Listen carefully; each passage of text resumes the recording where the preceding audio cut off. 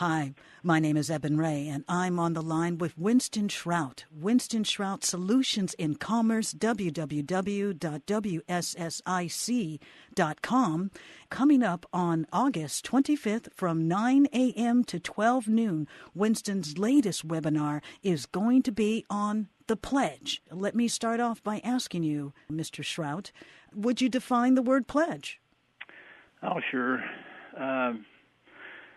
Basically, a pledge is a special kind of a pawn. And so to understand what a pledge is, perhaps I should go back over the concept of what a pawn is. Now, I think a lot of people are familiar with the local pawn shop. Perhaps some have used it from time to time for whatever reason. But in any event, if you're familiar with a pawn, then there's certain terms that come up, such as bailor, bailee, and some of these kinds of things. And these are concepts, that are instrumental to understanding this. Now, on a typical pawn, if someone wants to turn an asset into cash, the pawn shop is a ready vehicle to do that. And so you would take the asset. Let's say, for instance, it's a radio. And so you take the radio to the pawn shop. Now, in that relationship, you would be the bailor, and the fellow that's running the pawn shop would be the bailee. So you take the asset as a bailor to the bailee. The bailee does an assessment of the value of the radio, keeping in mind that he might have to resell the radio to recover on his loan. And so once a number is agreed to between the bailor and the bailee, then the bailee takes possession of the radio, and he turns over to the bailor a certain amount of cash and also a receipt. Now, along with the agreement on the contract between the two parties, there is also an interest rate which is agreed upon. So when the bailor leaves the pawn shop with cash, he also has a pawn ticket or a receipt, and also there is a certain amount of interest which is anticipated upon completion of the contract. Now that's a simple pawn.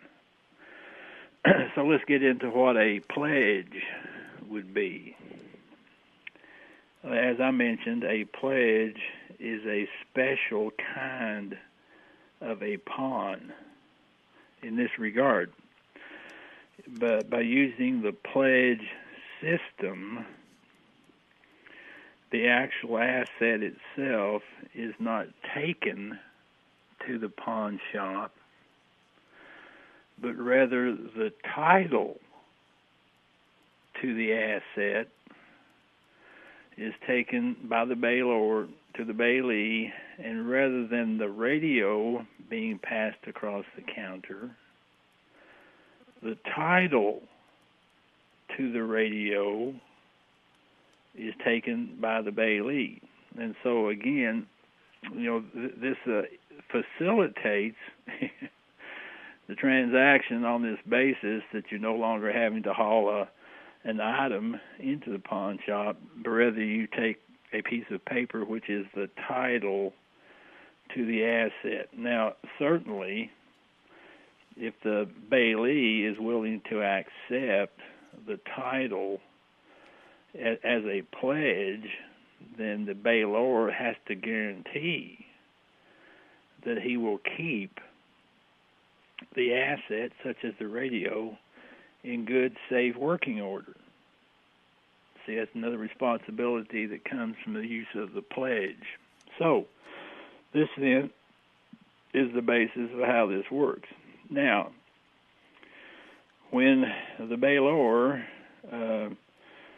wants to redeem the asset, whether it be the radio or whether it be the title to the radio, he takes back to the bailee or to the pawn shop the agreed upon money plus the interest, along with the receipt. You understand that the receipt is a cash receipt. And so he goes back to the bailee with his original loan of money. He takes back in the amount of interest that has been agreed upon, and he takes back the cash receipt as proof of the money. And when he surrenders those things back to the bailee passes back either the asset or the title to the asset, which is unencumbered. In other words, the title is now lien-free. So this is how a basic pawn works. This is how a basic pledge works. Do you have any questions, or is that easily understood? Well, you were just making me think about the title to my car, and that I have, and it's in somebody else's hands. I have the responsibility to keep it running and do all of that, but yet somebody can snatch it away for parking tickets. Well, correct. When you start talking about automobiles, the DMV, Department of Motor Vehicles, and using this pledge system, it's a little bit more convoluted than this particular thing that I've described here, but certainly I wanted to put across the thought process of how a pledge works, because as we get back into other situations, other than, the local pawn shop, when we start talking about big government and how it is they've been able to take control of the assets of America, which title has been pledged to the federal debt, then it starts to ring a few bells and perhaps get a few people angry. Well, here's the question then. Title to the assets of America. What kind of assets are we talking about? Are we talking about just land? No. We're talking about the whole gamut. But more important than the land. Well, I shouldn't say more important than the land. As I've tried to emphasize in the past, people are simply walking dirt. That's new. I know that sounds silly. Well, from ash we come, and from dust we will return, right? Absolutely, which demonstrates that the mortal existence is only an illusion. Very good. We came from somewhere, we're here for a short period of time, and then we go on. And so this mortal plane that we're existing on and talking right now is the illusion, and the spiritual realm is the reality because it is eternal in nature. But I am with you there, sir. Yes. For the present time, we're stuck in our mortal existence, and so all these things that we're trying to deal with to help people take back control of their dirt, is for that purpose. Now, you understand that the purpose of Solutions in Commerce and many other educators and websites and so forth that have been put up have been for the purpose of freeing people's minds so that they could operate in this present circumstance, with a certain amount of freedom. I mean, that's a word everybody likes to hear. I'm not really sure that's the right word. I very seldom use that word. Well, but as a catchword, I think a lot of people are familiar with that term. Well, sir, you do give people the opportunity to have freedom of choice to live a more than just human being life, but a fuller life by Sure. having knowledge of how to proactively react to circumstances and to, Yeah. feel. Yeah. See, this planet was set up as a free will planet, Yes, sir. and you cannot have free will if the correct choice is not available. I mean, you can have 100 options, but you cannot exercise free will unless one of the options is the correct answer. And so some of the charlatans on the planet have worked to remove the right answer. And so people are stuck because they simply don't have the option of choosing the right thing. So that's what we've been involved in, is opening up a little bit of education for the benefit of the people, so that they have the opportunity to make the right choice if that's what they want. Well, that is a very loving, modest statement from you to sit there and say that you've opened up a little bit of information, because your webinars that you've been having and all of your workshops, Winston, are opening up the universe to people, right? Well, that's what we're trying to do. Yes. And let me remind folks, you get to get on this train of freedom coming up on August 25th. You get to do it virtually, too, by joining Winston on his amazing webinars, August 25th from 9 a.m. to 12 noon. Call 503-538-7100, 538-7100. Say that you heard this interview, this good, clean, fun introduction with Winston and myself, and get a discount. Just make sure and call in. And so we really hope that you tune in for Winston's latest webinar, What is a Pledge? When we left, we were talking about the ideas of the title of the assets of America are pledged. What constitutes assets of America, or the title to them being pledged, and to whom? Well, let's go back and analyze just for a moment the concept of what a title is. Oh, yes. I personally am very careful about the use of titles, because the use of titles is what creates the fictions. So I'm very careful. I mean, about as far as I go will be Mr. or Mrs. just out of respect. But I'm very, very careful about when and where I would actually use a title. For this reason, is that the use of titles puts you right back into the feudal system. Yes. Now, I'll tell you how that is. Way back when, we got King John to blame for it, I guess. Back in 1213, King John, who apparently had some glitch in his moral conscience. What was wrong with that fellow, I don't know. But he made a deal with the Vatican, with the Pope, in regards to forgiveness of his perceived sins. In consequence of that, he gave over to the Vatican his kingdom. Now, in 1215, the lords, the Knights Templars in particular, were not happy with John when they found out what he had done. And so as a result of that, we have the guarantees that are contained in the Magna Carta, which circumvent the treaty and agreement that John had made with the Vatican, and so we use that from time to time. But let's talk about the results of that.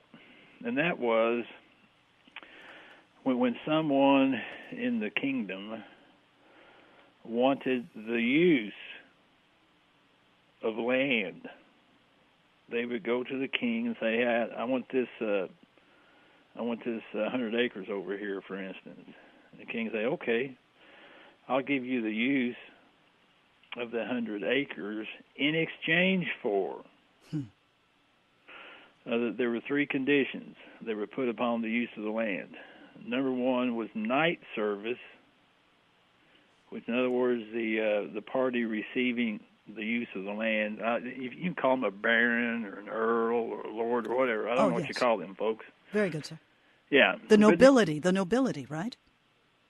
In some respects, right. I mean, they were made into nobility by the use of the land. Yes, sir. And so in consequence of that agreement, they agreed to night service, which, in other words, they had to supply, X amount of nights if the king decided to go to war.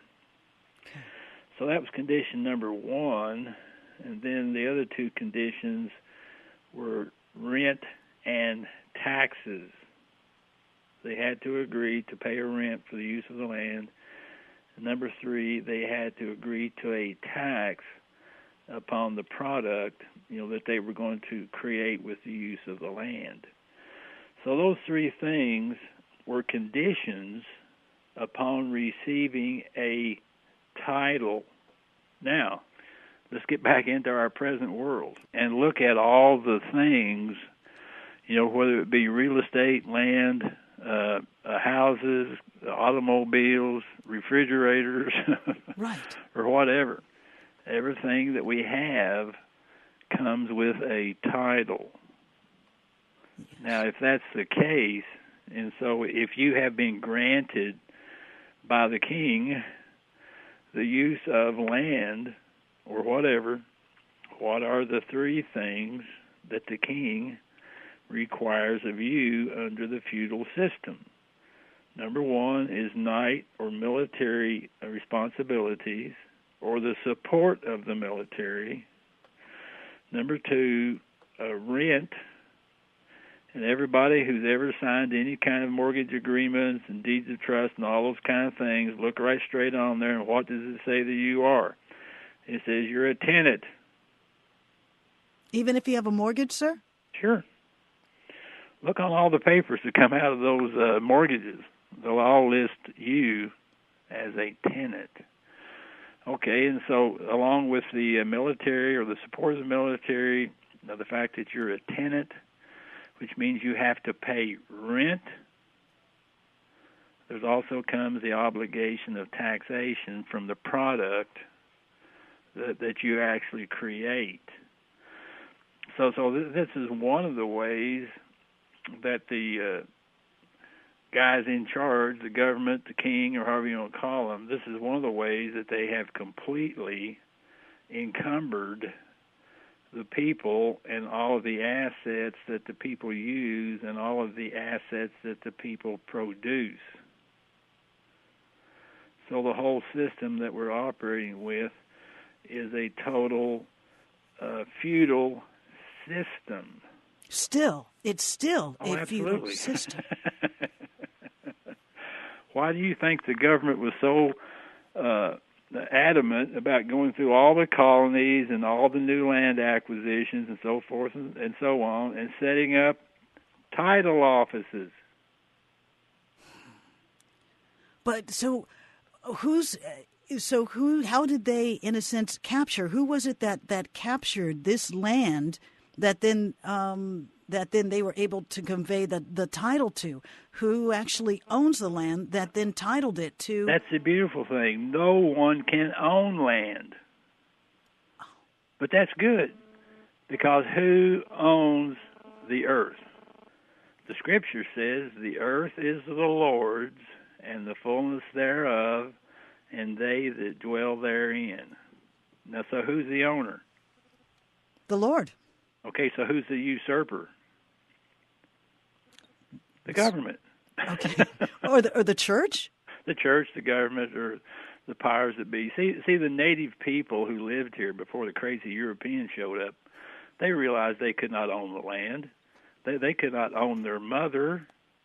I mean, they all had a belly button, for crying out loud, so they knew that they were created beings. And so they never gave the thought, more than 2 seconds of who owns the land, because they knew they couldn't own it. Well, it's the same thing today. You can't own land. But you can be a steward upon the land.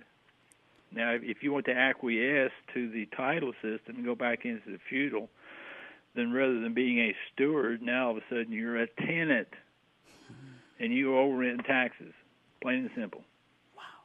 Well, your webinar is going to be absolutely fascinating because, I mean, really to trace down the title, the actual assets, and that those assets might even be closer to home because don't they have something called human resources? Does that mean we are a class of asset that is being leveraged? All of this and more, you are going to be able to interact with Winston Shrout, www.wssic.com, Winston Shrout, solutionsincommerce.com. His next webinar is coming up on August 25th. It's going to be from 9 a.m. to noon. You call 503-538-7100. 503-538-7100. And this webinar, its title, What is a Pledge? And when we were getting ready to speak about this, I was thinking that Winston was talking about the Pledge of Allegiance. Oh, but no, there is so much more. It's not just oath of office. It's actually the transfer of title of assets, and some of it might be a piece of you. And so it's going to be absolutely fascinating. We hope that you call and just get back on that train of freedom, of all this amazing knowledge that's being handed down to you. So, Winston, somebody being a part of your webinar, when they walk away, what do you hope their abilities will be from knowing this kind of information? Peace of mind.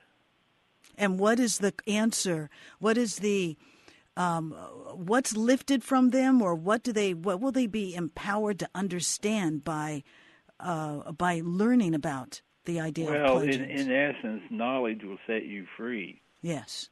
And so once you understand the situation, you can better prepare for eventualities. You can deal or you can block attempts of some of these things. Very good. For instance, there's been a great deal of emphasis, certainly since 2008, there's been a great deal of excitement in the country and across the planet, I might add, about these ridiculous mortgage situations that keep popping up and how the banks and the corporations have been throwing people out of their homes onto the street for profit and gain. Right. And so, once you understand, there are so many buzzwords and catchphrases that have gotten into people's minds erroneously. One of them is the American dream, own your own home. Hey, give me a break here. You think that's erroneous? Well, of course it is. You can't own a home. Oh, okay, you can control it, but you can't own it. Yeah, you can be the steward. The steward. Most people find themselves falling into the category of a tenant. Now, but most of the people, who are the people that don't? Well, I think, one of the things, and I'll say this, rather glibly or perhaps tongue-in-cheek, I don't know which one. But, one of the things that knowledge has done for me is that I realize, number one, that this is the illusion we're living in. I can recognize the fictions. I can recognize the frauds. And in consequence of that, I do not allow myself to get drawn into those circumstances. Now, the biggest fraud, the biggest fiction that have plagued the people on the planet is the concept of debt. And we have worked overtime to try to expose that fiction and that fraud so that people can get free of the illusion. And, if nothing else, in your lifetime, would you not like to be able to see things as they really are? Absolutely, sir. Absolutely. Now, whether or not an individual can completely rid themselves of those items is in question, and so that's what we teach people to do. But wouldn't it be nice if you wake up in the morning and say, hey, I know what's going on, and today I am not going to fall victim to that. I love it, sir. It's prescriptive. Is that not freedom? That is freedom, sir. Because you know what? There's always stuff flying in the air, and knowing how to deflect it or not even come in contact with it, that's the power that you are giving people the choice to embrace, and that's a beautiful thing, sir. Really is. Yeah. We just, like I say, we're just trying to do our part. I think that as a teenager, I started to analyze what was going on in my world, and a wise teacher had taught me about freedom of choice. And I was probably 16 years old when I learned this, and that was you can't have freedom of choice unless the right choice is available. There you go. And so many times you have to scratch around and dig deep and so forth to find what that right answer is, because it's not being taught, it's not being exposed in our present world. You have to go and look for it. But, that's good, because once you get that pearl of great price, then you treasure it because you have worked for the knowledge, and so it has meaning, it has value to you when you find it. Yes. So that's basically why I've turned to education and giving seminars is to, number one, expose the fiction and the fraud, but also to point people on a journey so they can find that pearl of great price. And once they have found it, because of their effort, not because of mine, but because of their effort, their labors, they will treasure it for the value that it actually has. Well, the wonderful thing, sir, and I can attest to it, is that when you are on this search for knowledge and understanding, you come across angels, and that can be a discovery too. Discovering folks like you, Mr. Shrout, and so I'm not an angel. I'm a man. I know, but you know what? You're being a higher conscious man, and that's great. Well, that's what we're moving towards, Eben. As you've listened to the various things that are happening around us, the effort as we go into the age of Aquarius is to raise the vibrational frequencies of the people so they can reach a higher level of understanding and comprehension. Yes. And you can't really, it's a hindrance, I'll put it that way. It's a hindrance to raising your vibrational frequencies if you're burdened with the illusion. Yes. So we're trying to pop that bubble, expose the illusion for what it is, give people a little bit of breathing room so they can, work out what they need to do to arrive at this new age of enlightenment. And we have many, many light workers across the planet who are laboring day in and day out to bring these things to the people. And I'm kind of when you talk about being a light worker, I'm kind of down into the mud hole trying to stir things up a little bit, but. So I don't know if I'd be called a light worker so much as the person who's trying to, extending a washcloth and a little bit of soap to folks so they can clean themselves up. Well, I'm telling you, that's bringing light, sir. It is. Just one light in a cave, sir. And so that is just the I'm so thankful and I'm so happy to tell people about what you are doing at your site, www.wssic.com, Winston Shrout Solutions in Commerce. All you have to do is dial 503-538-7100, 503-538-7100. Mention this lovely, interview, Winston, with Eben, and get a discount. I'm so honored. And this upcoming webinars on August 25th is What is a Pledge? And this was just a tickle to something very deep. And you always know it when Winston, brings his webinars on. Get a couple of pens, nice big pad of paper, sit back, enjoy, and learn. great. We know it's always a pleasure to talk to you, Eben. You have such a wonderful voice to talk to. Have you ever thought about a career in radio broadcasting? Oh, no, I just like to sit around and I just love to sit around and yammer with great minds such as yours, Mr. Shrout. Well, it's always a pleasure to talk to you because you have just such a lovely voice, and I know that the people that listen to you are very well fascinated with your speech as well. Well, you know it, sir. I am in service, and I just appreciate very much being able to help you get your message out and to let people know of such an amazing resource you are doing with solutions. Hello, this is the time, and just thank you for your pioneering work.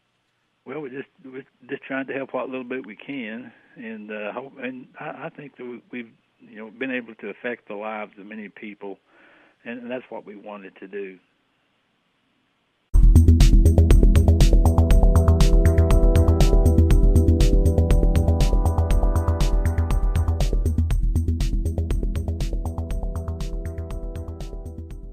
On his loan.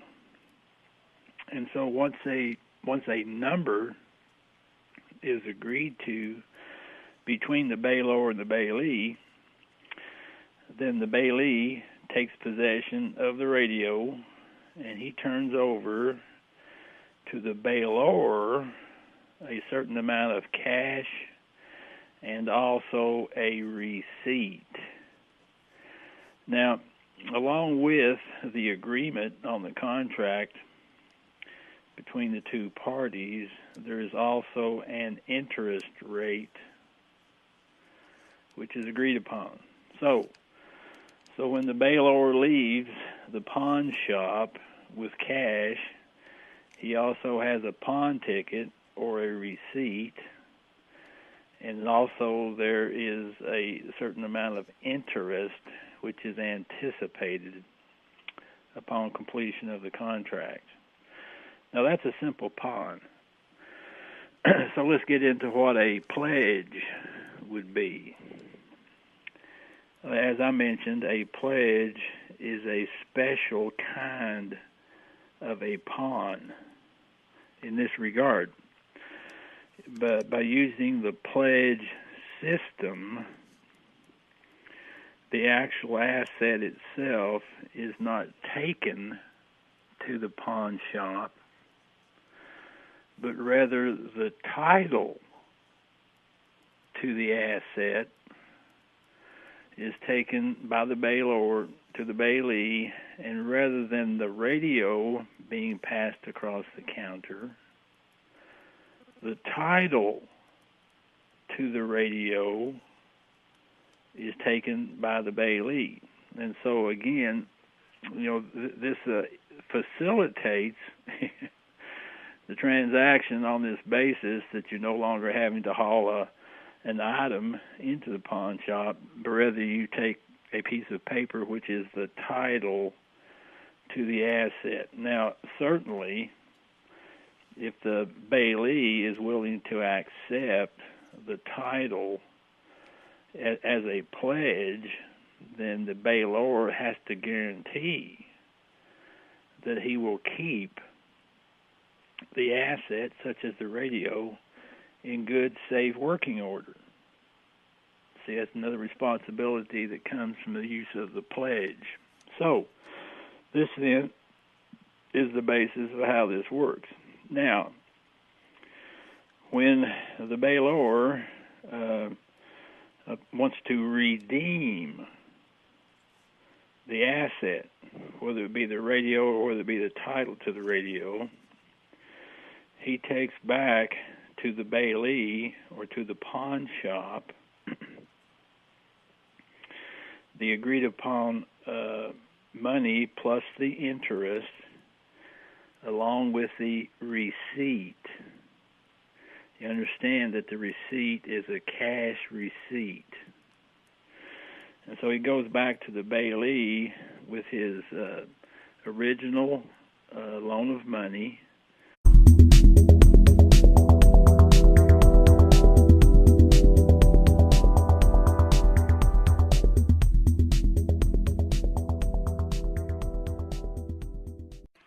Hi, my name is Eben Ray, and I'm on the line with Winston Shrout. Winston Shrout Solutions in Commerce, www.wssic.com. Coming up on August 25th from 9 a.m. to 12 noon, Winston's latest webinar is going to be on the pledge. Let me start off by asking you, Mr. Shrout, would you define the word pledge? Oh, sure. Basically, a pledge is a special kind of a pawn.